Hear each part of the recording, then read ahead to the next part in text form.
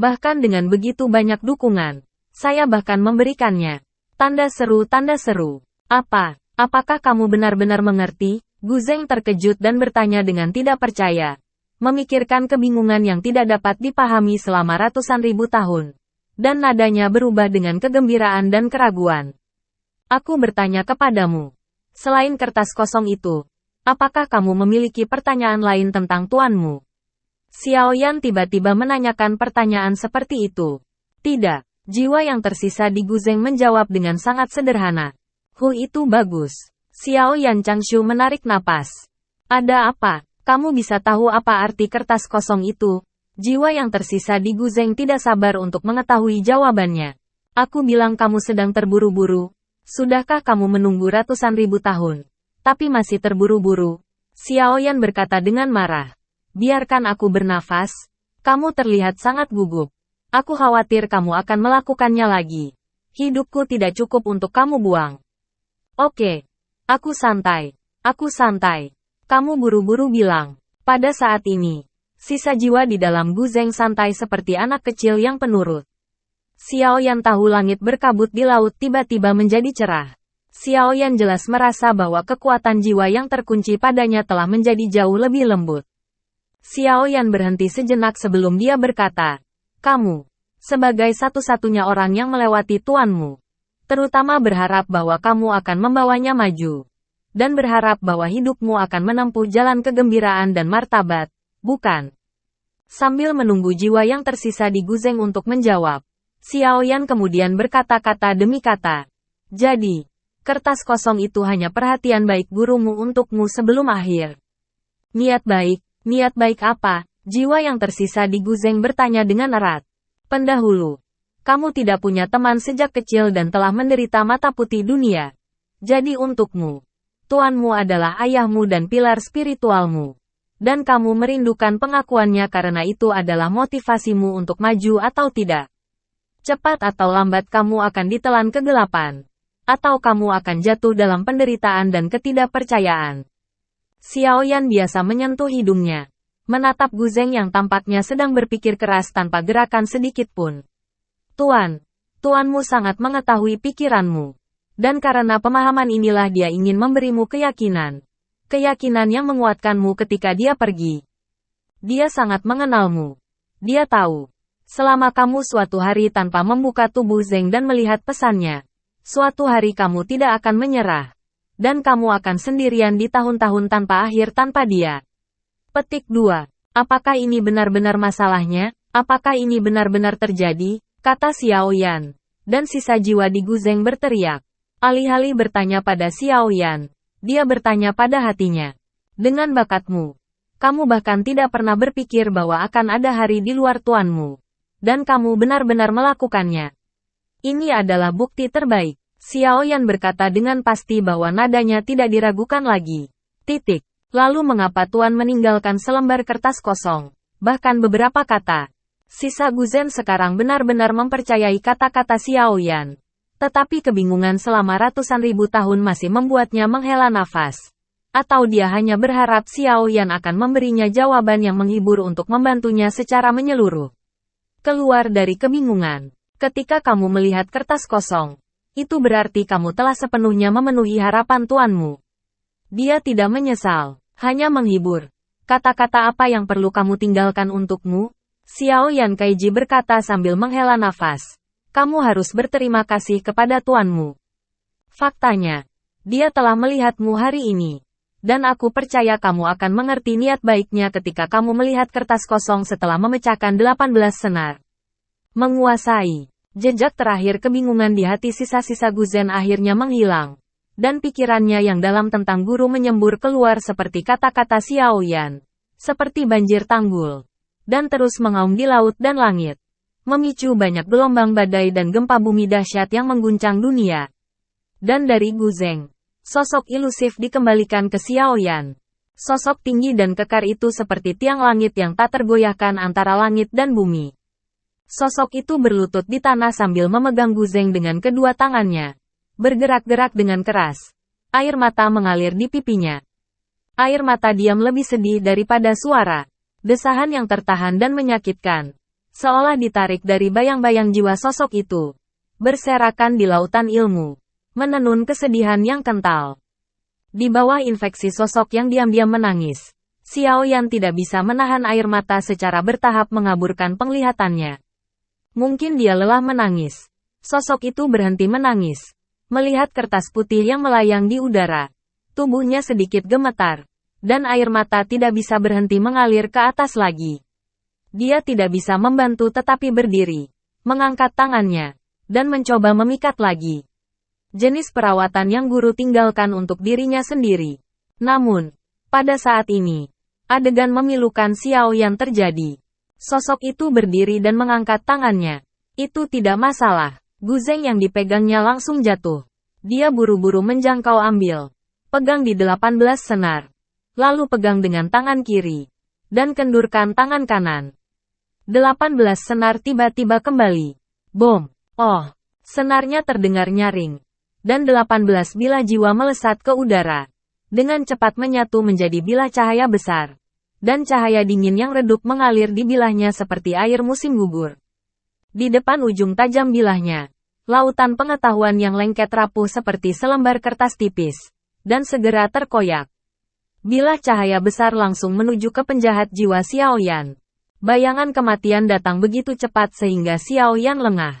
Dalam menghadapi bencana tanpa pandang bulu ini, Xiao Yan hanya bisa secara naluriah membuat suara. Ah, seluruh tubuhnya tiba-tiba kaku, dan hawa dingin menusuk punggungnya. Bilah cahaya terus membesar di pupil. Hati Xiao Yan pahit.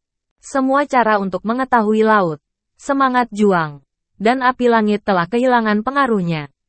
Di bawah langkah kekuatan jiwa yang begitu besar, tanyakan, bagaimana jiwanya yang seperti kertas yang rapuh tahu cara melestarikan laut? Tidak dapat melakukannya. Xiao Yan merasakan ketidakberdayaan yang mendalam. Sehingga teknik pertarungan jiwanya yang kuat, Chang Qionghan, tidak punya waktu untuk tampil. Faktanya, Xiao Yan tahu betul bahwa di hadapan kekuatan langkah jiwa yang sangat besar, bahkan jika dia melakukan Cold Sky Cold, dia mungkin tidak dapat menyelamatkan situasi yang begitu mengerikan hingga hampir mati. Kukunya menusuk telapak tangannya dengan keras. Xiao Yan tidak berdamai. Mengapa? Mengapa? Tanda seru, tanda seru. Mengapa kalian begitu ceroboh? Kematian yang tidak adil ini membuat Xiao Yan benar-benar memiliki keinginan untuk memarahi ibunya terhadap sisa jiwanya. Tapi apa gunanya memarahinya? Sudah terlambat, bukan? Bilah cahaya mendekat dan angin kencang membawa penjahat jiwa Xiao Yan dengan retakan samar yang tak terhitung banyaknya di sekujur tubuhnya. Tangan dan kaki Xiao Yan terasa dingin, dan matanya terpejam putus asa. Saat matanya tertutup, Yu Guang di sudut Xiao Yan tiba-tiba melihat sosok yang berbalik dan menatapnya. Dia tidak bisa menahan kegembiraan, dan hatinya melahirkan harapan. Tetapi segera, harapan baru itu musnah. Dalam situasi ini, apa gunanya? Bahkan jika sosok itu adalah puncak dari Kaisar Petarung Bintang 8, pada saat bilah cahaya hendak menembus tenggorokan, diperkirakan itu tidak dapat membantu. Xiao Yan dengan sedih memotong secercah harapan terakhir, berniat untuk menerima akhir hidup yang tragis ini. Jelas, sisa jiwa tidak mengharapkan situasi ini. Dalam ketakutan, alis pedang itu tegak, jari-jarinya dikosongkan. Dan kata, padat, keluar. Gelombang suara masih berosilasi di sudut mulut. Dan bila cahaya dingin itu kaku habitatnya berhenti di tenggorokan Xiao Yan.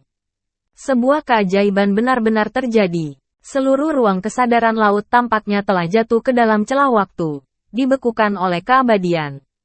Angin berhenti dan ombak berhenti. Dan sebelum air memercik, setetes air yang mempesona masih bertiup di tengah langit. Dan saat berikutnya, tetesan air itu mengeras. Apakah ini kekuatan alam jiwa kelas dunia? Mata terbuka Xiao Yan jatuh pada bilah cahaya yang berhenti di tenggorokannya. Dan dia tidak bisa menahan diri untuk tidak menghirup udara. Dan mencoba menghindari bilah cahaya di antara langkah-langkahnya. Tetapi ternyata dia tidak bisa bergerak. Jiwa yang tersisa juga menarik napas dalam-dalam. Memadatkan jari-jarinya lagi. Dan bilah cahaya besar itu pecah menjadi bintik-bintik cahaya yang tak terhitung jumlahnya. Jatuh satu demi satu.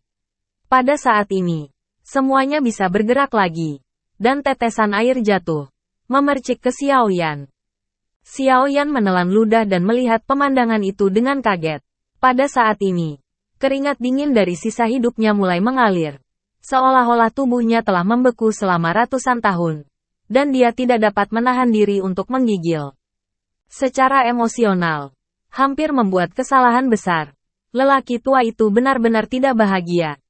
Mata sisa jiwa meminta maaf. Xiao Yan terkejut, melihat sisa jiwa, dan tidak bisa mengatakan sepatah kata pun. Saya pikir Anda, Nenek, telah melewatkan beberapa kali berturut-turut. Meskipun kecelakaan itu terlewatkan karena alasan tertentu dan dapat dimaafkan. Tetapi bagaimana cara mengatasi kebingungan saya untuk Anda? Anda hampir merindukan kehidupan Xiao Ye karena kesalahan Anda yang terus-menerus. Apakah mungkin untuk mengeksposnya tanpa sepatah kata pun? Xiao Yan sangat marah sekarang, dan wajahnya jelek. Seolah-olah saya memahami pikiran Xiao Yan. Sisa jiwa tersenyum ringan. Terima kasih Xiao Yu telah menyelesaikan kebingungan hidup saya. Kebaikan Anda dikombinasikan dengan kesalahan yang baru saja dilewatkan oleh suami saya. Suami tua itu bersedia melakukan yang terbaik untuk meningkatkan kekuatan jiwa Anda. Petik 2. Benarkah? Jadi, bisakah kekuatan jiwaku menembus ke tingkat niat? Ya. Meskipun menembus alam bergantung pada akumulasi kekuatan jiwa dan pada persepsi. Tetapi kekuatan jiwa orang tuamu adalah kelas dunia. Kekuatan jiwa agung Anda ditanamkan. Dapatkah Anda menyelamatkan level ini jika Anda menyadarinya? Xiao Yan tiba-tiba menjadi bersemangat. Dia telah mengalami hidup dan mati yang tak terhitung jumlahnya. Suasana hatinya telah disempurnakan ke tingkat yang tinggi. Dan suasana hatinya dipulihkan dengan sangat cepat. Dibandingkan dengan godaan besar yang dilontarkan oleh sisa jiwa. Thriller apa itu barusan? Tepat ketika Xiao Yan mengira dia bisa menembus ke tingkat kesadaran dengan bantuan Kensol. Kensol menatap Xiao Yan dan perlahan menggelengkan kepalanya dan berkata, "Aku tidak bisa membantumu menerobos alam secara langsung." Kalimat ini seperti sepanci air dingin yang menetes, dan langsung memadamkan panas di mata Xiao Yan. Bukankah ini mempermainkanku? Tumpukan api Xiao Yan naik dengan gusar. Senior. Anda baru saja mengatakan bahwa Anda ingin membantu meningkatkan kekuatan jiwa. Sekarang ini adalah puncak dari alam kekaisaran. Jika Anda tidak dapat menembus ke level niat, bagaimana Anda bisa menyebutnya kenaikan? Kapan Anda pernah mendengar bahwa kekuatan jiwa dapat dicapai langsung dengan meminjam tangan orang lain tanpa mengandalkan pemahaman Anda sendiri? Guzen Remnan bertanya tanpa menjawab. Jadi ketika Anda baru saja masuk, lelaki tua itu mencapai puncak kerajaan kaisar Anda. Mulai bertanya-tanya kapan kekuatan jiwa penuh. Setelah kekuatan jiwa penuh di alam, kamu harus menerobos ke alam yang lebih tinggi untuk meningkat. Jika tidak, bahkan jika ada lebih banyak kekuatan jiwa untuk menyerapnya untukmu, itu sia-sia. Tetapi kamu terburu-buru. Tidak ada sama sekali penghasilannya masih diuji dengan risiko 9 kematian. Saya benar-benar ingin bertanya. Siapa yang idiot? Petik 2. Ini, Xiao Yan ragu-ragu sejenak. Saya tidak berharap kata, idiot, dikembalikan ke diri saya begitu cepat. Nenek, aku benar-benar kehilangan uang sekarang.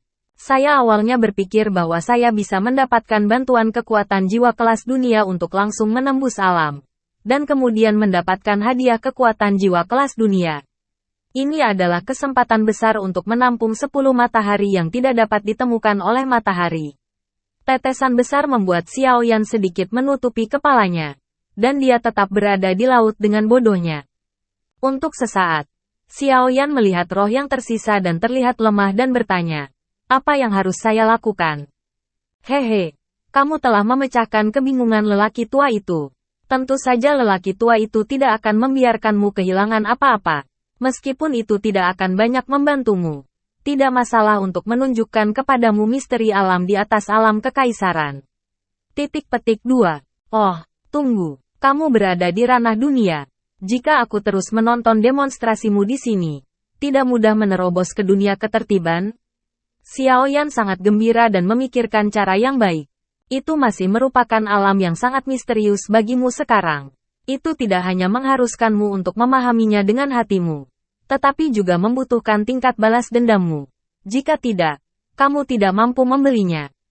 Dengan kekuatan 4 bintangmu saat ini, paling-paling, saya hanya bisa melihat ambang pintu alam, yang kami sebut mengambil setengah langkah, jiwa. Yang tersisa melirik Xiaoyan, yang langsung kesal, dan melanjutkan. Jangan meremehkan setengah langkah ini.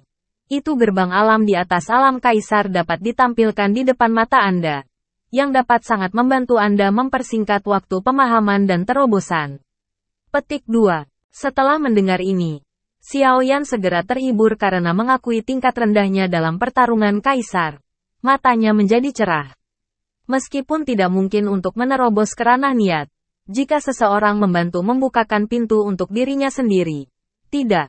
Meskipun hanya ada celah, itu dapat sangat membantu pemahamannya sendiri dan terobosan di masa depan. Anda harus tahu berapa banyak orang yang terjebak di ambang batas dan tidak akan mampu meningkatkan kehidupan mereka. Seringkali karena mereka tidak bisa. Xiaoyan, yang datang ke Mingwu, mengingat sikapnya barusan, dan mau tidak mau pipinya memerah. Tetapi pada saat ini, sedikit kebingungan muncul di hatinya. Mengapa dia tidak pernah mendengar metode seperti itu di Zanlao dan Shizu? Mereka seharusnya tidak tahu. Jelas bukan karena pilih kasih. Pasti ada sesuatu yang tidak bisa dijelaskan. Xiaoyan mau tidak mau bertanya. Apakah metode ini sangat sulit? Atau apakah ada persyaratan yang keras? Saya mendengar Xiaoyan mengajukan pertanyaan ini. Dan sisa jiwa sedikit tercengang. Matanya sedikit redup. Tetapi dia segera lega. Dia menatap Xiaoyan beberapa saat sebelum menjawab. Nak, kamu memiliki hati yang baik. Tetapi kamu juga orang yang baik hati. Konon, aku khawatir kamu memiliki beban psikologis. Tetapi karena kamu bertanya, yang lama laki-laki akan memberitahumu. Mata Xiaoyan tiba-tiba menyipit. Dan tentu saja, mengambil setengah langkah ini harus membayar mahal. Saya melirik kertas putih yang mengambang dengan nostalgia. Seolah-olah mengingat momen ini dalam pikiran saya selamanya. Ken Sol berkata, kekuatan jiwa tidak sama dengan semangat juang. Dan kenaikan alam sangat sulit. Juga, petik 2. Untuk menerobos alam. Selain kekuatan jiwa harus penuh. Kamu juga perlu memahami. Dan pemahaman ini hanya bisa dipahami secara tak terkatakan. Secara teori, orang lain tidak bisa membantu. Tetapi sebenarnya ada cara untuk membantu menyeberang. Ambil setengah langkah. Hanya saja cara ini sangat menuntut pencapaian jiwa sang sutradara. Dan cukup merugikan. Yaitu menghabiskan jiwa asal-usul sang sutradara. Direktur, mata melirik Xiaoyan. Sisa jiwa dengan serius. Dan wajahnya menjadi bermartabat. Panduan dengan sumber jiwa Anda sendiri untuk membiarkan para pendatang baru melihat beberapa misteri dari alam yang lebih tinggi. Asal-usul jiwa mudah rusak. Yang mudah sulit pulih setelah jangka waktu yang lama. Dan yang berat dapat langsung menurunkan ranah jiwa. Petik 2. Oleh karena itu, hampir tidak ada yang mau menggunakan metode ini. Dan perlahan-lahan telah berlalu. Saya, tuanku, juga menggunakannya sekali sebelum saya menembus tingkat niat. Dan saya tahu bahwa ada metode seperti itu. Untungnya, sumber jiwa master tidak terpengaruh. Hit apa? Petik 2. Xiaoyan kaget saat mendengar apa yang dia katakan. Meskipun dia berusaha memikirkan kerusakan di area ini sejauh mungkin, dia masih meremehkan keseriusan konsekuensinya. Coba pikirkan, siapapun yang menerobos alam ini bukanlah orang dengan bakat atau peluang besar. Bagaimana orang yang begitu cemerlang dapat mengambil risiko sebesar itu untuk membuat pengorbanan sebesar itu untuk bintang yang sedang naik daun? Untung dan rugi sekilas terlihat jelas. Tak heran cara ini akan kalah. Diam dan bermartabat. Di bawah tatapan sisa jiwa, Xiaoyan tampak sangat malu menghadapi godaan besar yang tidak bisa ditolak. Meskipun memasuki lantai 3 aula hati yang bertanya adalah untuk mencari kekuatan jiwa untuk menerobos ke tingkat niat. Dan Xiaoyan bukanlah tipe orang yang bertele-tele. Tetapi kisah tentang sisa jiwa ini sangat menyentuhnya. Jadi dia ragu-ragu. Kamu tidak perlu khawatir tentang lelaki tua itu. Lelaki tua itu hanyalah sisa jiwa. Sekarang lelaki tua itu telah menyelesaikan hatinya. Dia tidak ingin tinggal di tempat hantu gelap ini lagi. Biarkan jiwa itu kembali. Dia berbisik. Sebenarnya, ketika Anda masuk, Lelaki tua itu menggunakan Guzeng untuk memberi Anda sedikit demonstrasi. Tetapi sayangnya Anda menganggapnya sebagai musik sutra murni. Ah, Xiao Yan benar-benar tercengang. Pantas saja jiwanya tersentuh laut saat itu. Pantas saja seluruh tubuhnya dalam keadaan nyaman saat itu. Ternyata itu adalah hadiah yang sangat besar. Kamu tidak mengatakannya sebelumnya. Xiao Yan mengeluh. Berpikir bahwa dia telah melewati kesempatan besar ini. Dan menyesali kematiannya. Hahaha. Kamu tidak perlu menatapku dengan dendam seperti itu. Itu hanya ujian kecil dari pedang banteng. Itu tidak menggunakan banyak asal-usul jiwa. Yang jauh lebih buruk daripada misteri yang akan aku tunjukkan padamu selanjutnya. Xiao Yan menjilat bibirnya yang kering. Tapi masih terasa agak tak tertahankan. Sayang sekali aku memiliki kekuatan jiwaku. Canisai menghela nafas. Tapi tiba-tiba menatap Xiao Yan dan bertanya, "Hah? Apa yang terjadi di tubuhmu?" Ah, Xiao Yan bergidik sedikit. Dan tidak menyangka bahwa sisa jiwa ini bisa merasakan getaran tiba-tiba dari hantu pingsan lebih cepat dari dirinya. Yang merupakan kekuatan jiwa dunia. Ini, sebenarnya hantu. Jiwa yang tersisa menarik napas dingin. Merasakan keakraban dalam ingatan kuno itu. Tetapi tidak begitu yakin. Hantu ini sangat kuat. Tampaknya itu adalah Kaisar Iblis roh hantu itu. Tetapi hantu Kaisar Iblis seharusnya tidak. Sangat lemah. Petik 2. Kamu bisa merasakannya? Xiao Yan memandang sisa jiwa dengan heran. Mengagumi kekuatan jiwa yang luar biasa dari sisa jiwa. Senior akrab dengan Lao Mo Huang? Xiao Yan bertanya dengan rasa ingin tahu. Oh, tidak apa-apa. Kekuatan jiwa lelaki tua itu juga ada di benua-benua Dou pada waktu itu. Jadi dia bisa memasuki mata ajaib Kaisar dan berinteraksi dengannya. Jiwa sisa berkata dengan ringan. Apa, tidak mau? Katakan padaku apa yang terjadi dengan hantumu? Xiao Yan kemudian tiba-tiba berkata bagaimana cara mendapatkan hadiah dari Kaisar Iblis tua dan urait-urait menyerap sebagian dari dirinya dan diturunkan peringkatnya. Oh, ternyata kamu dari iblis. Sisa jiwa mengerutkan kening seperti pedang. Menatap pria yang tidak dapat menemukan perasaan iblis ini. Di mana-mana dan sedikit bingung. Tidak boleh dihitung. Sebenarnya, saya adalah umat manusia. Bagaimana saya bisa menjelaskan ini kepada Anda? Xiao Yan menggaruk kepalanya. Benar-benar bertanya-tanya bagaimana menjelaskan fenomena yang sangat sulit untuk dijelaskan ini. Oh, sepertinya aku masih meremehkanmu. Anak kecil. Canihun tidak melanjutkan pertanyaan. Wajahnya perlahan menjadi indah. Menatap Xiao Yan dengan makna yang dalam. Jangan gugup. Aku tidak ingin tahu rahasiamu. Meskipun rahasia ini dapat menimbulkan kekuatan besar. Gelombang di daratan benua. Apa hubungannya ini dengan orang tua itu? Namun, keberadaan hantu ini di tubuh Anda telah memberi Anda berkah yang luar biasa.